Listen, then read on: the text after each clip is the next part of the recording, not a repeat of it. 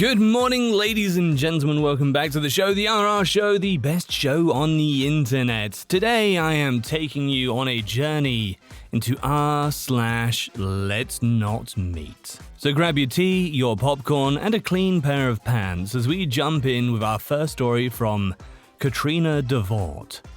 Hysterical laughing at 3 a.m. So my boyfriend and I were visiting a few friends in Richmond, Virginia.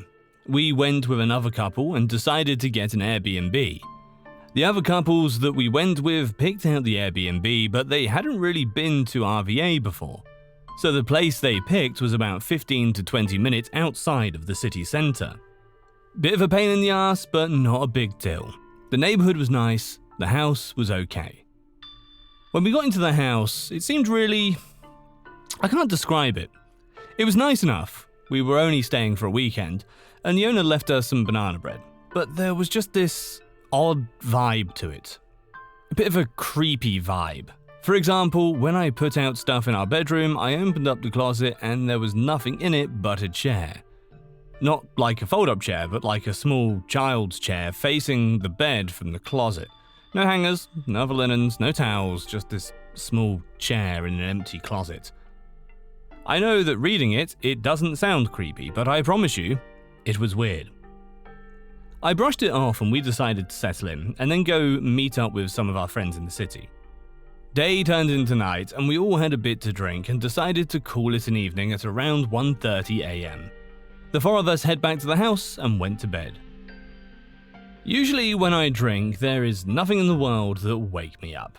My head hits the pillow, and that's where I will remain until the sun comes up, so I don't know why it didn't happen this particular night.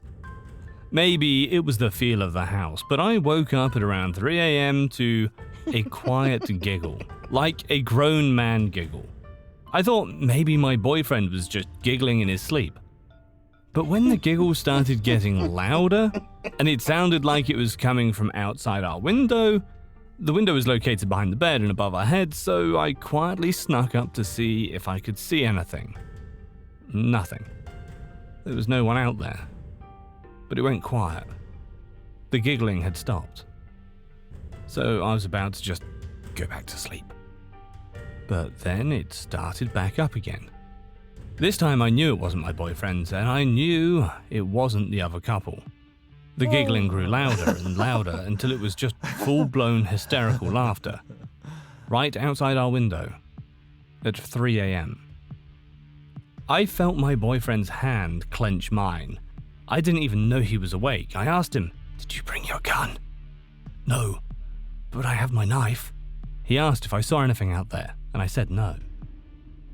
The laughing stopped after about 15 minutes. We stayed up till like 4 a.m. looking outside the window, making sure that laughter didn't come back. We finally went back to sleep. When we woke up the next morning, we asked the couple if they heard anything, and they said no. In fact, they thought we were crazy. One of them suggested I dreamt it. But how did my boyfriend and I both dream that there was some random person laughing their heads off outside our bedroom window? I can't tell what's creepier, to be honest. The fact that we heard it at 3 a.m. in the creepy house right next to our window, or that when I looked outside there was nothing there. I guess you can chalk it up to my not being able to see it, to maybe this person being directly under our window. But why would someone do that? Why would someone just stay for 15 minutes outside of a house giggling and laughing and then just presumably leave? Nothing happened after that. We went home. But to this day, my boyfriend and I still bring it up as one of the creepiest things that's ever happened to us. So to the random dude laughing outside the bedroom window at 3 a.m., let's never meet. Alright guys, now's a good time just to take a second and make sure you're following the show, and if you're feeling particularly generous, you can leave us a quick review. You know, just in case we don't make it back from our next story alive. Speaking of which, it's from Daft Sar Dark Star, Stalkers in the Canyon. About 4 years ago, I was a junior at a small college in LA County. Bordering my town was a large cavernous region known as Turnbull Canyon. It's the kind of place that has a healthy amount of creepy folklore surrounding it, with an area emphatically known as Hell's Gate. Stories of cultic activity, gang killings, abandoned mental institutions, and the like. The kind of shit you hear about any place old enough to have a reputation. In reality, most of the stories were spurned from a tragedy that occurred years prior. A woman's body was found at the base of the canyon, and from then on, the rest is history. Nevertheless, when a photographer friend asked me and another buddy to go out to the canyon in order to take some photos of the LA skyline, I had to oblige. The canyon was about a 30-minute drive from our campus, and we had been listening to the King of Limbs the entire drive, which proved to be the perfect ambience to get me feeling pretty anxious about our little excursion. I should also note that I'm a pretty anxious guy in general, so traveling out to a remote area preceded by its reputation for scary occurrences admittedly had me thinking twice about the decision. At the top of the canyon, there's a small residential area, a few ritzy houses surrounded by trees and woods.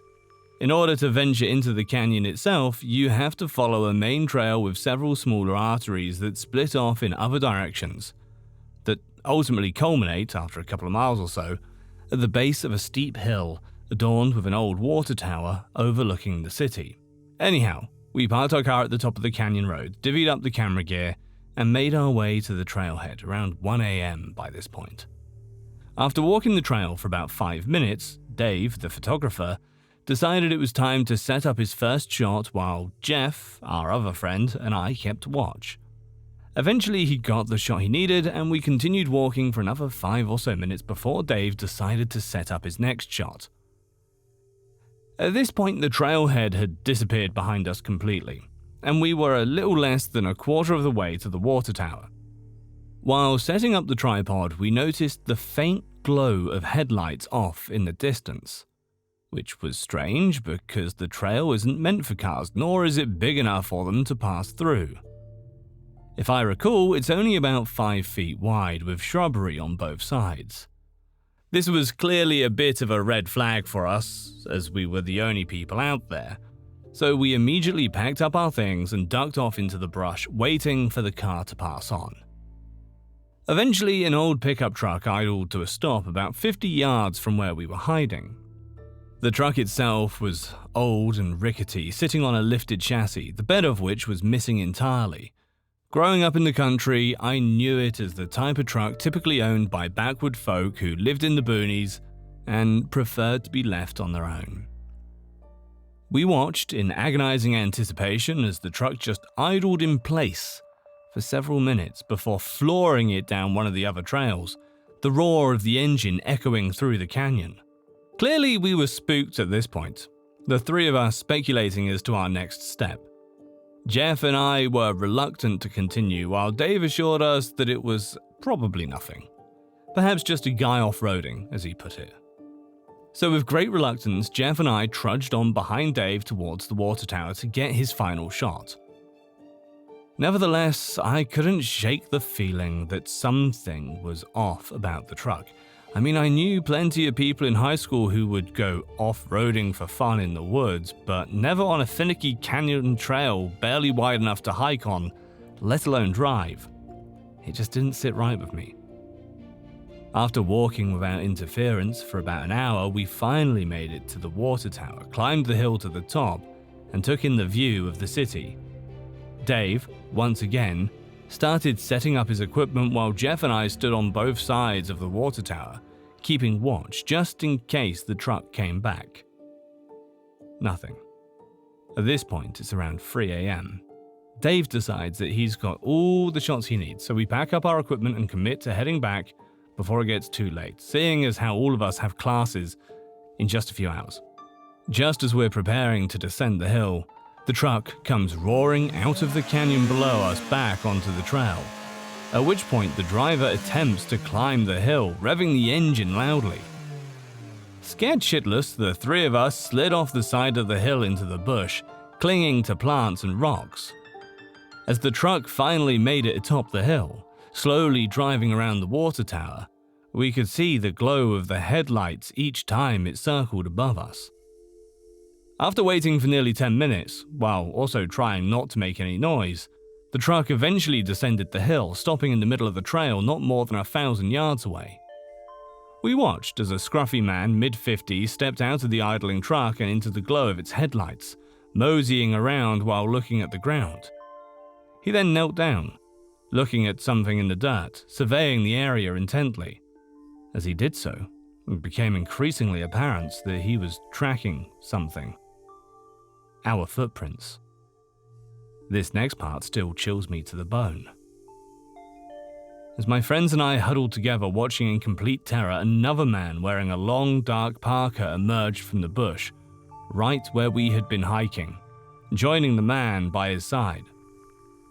Apparently, he had been out there the entire time we were walking the trail, just watching us, following behind at a safe distance.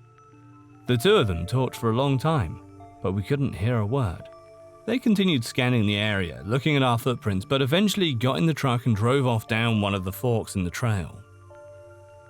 We sat in silence for a long time, waited nearly 2 hours just to ensure the coast was clear, at which point we made like hell back to the car, down the canyon and back to our campus, just in time for class.